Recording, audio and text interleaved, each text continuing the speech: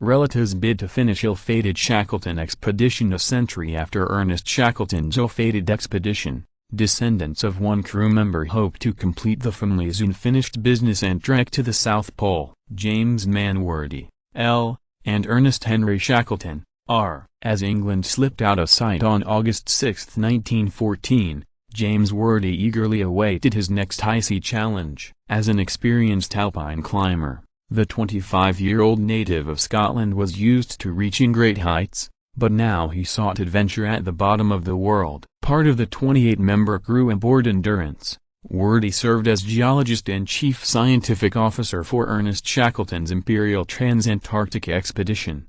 After the conquest of the South Pole, Shackleton wrote, there remained but one great main object of Antarctic journeying, the crossing of the South Polar continent from sea to sea. The polar explorer hoped that his expedition would make the first crossing of Antarctica from one side to the other.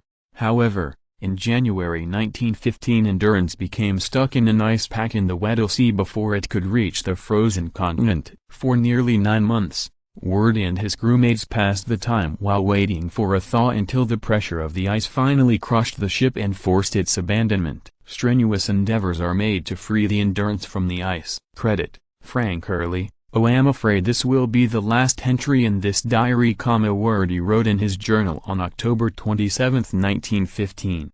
We left the ship this evening. It still floats, but has been so badly damaged by the pressure of the last 24 hours that it will never float again once the ice opens.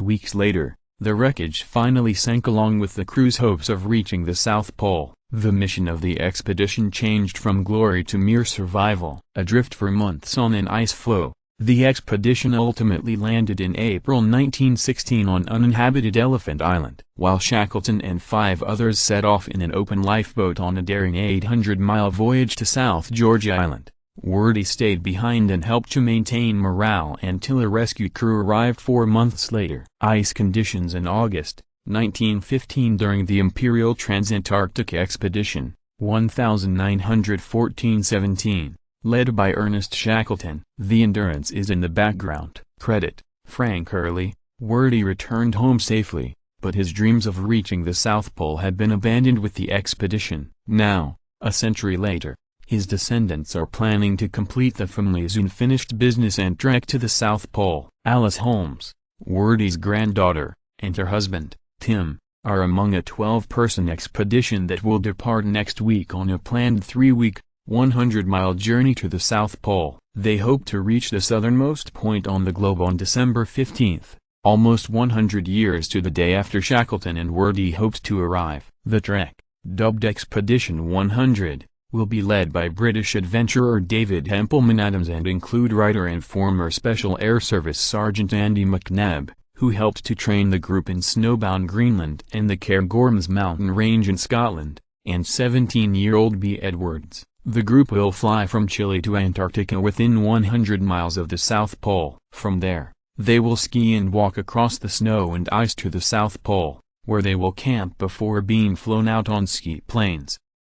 In walking the last 100 miles to the South Pole, this completes some unfinished family business, but it is also a way to understand the hardships and to remember the heroism of those who set out 100 years ago, said Tim Holmes. Endurance stuck in ice. The team will perform its own scientific studies that include a psychological evaluation of stress and mood in extreme environments. Worthy's descendants hope the expedition will also help them raise the $75,000 needed to digitize documents connected to Shackleton's failed voyage, including the detailed diary of their ancestor. Worthy's journal includes data sets on ice thickness and temperatures that could be instructive to the scientific community studying climate change. The digitized records will reside at the Scott Polar Research Institute in Cambridge, England, and the originals will be kept at nearby St. John's College where Worthy was a student and master.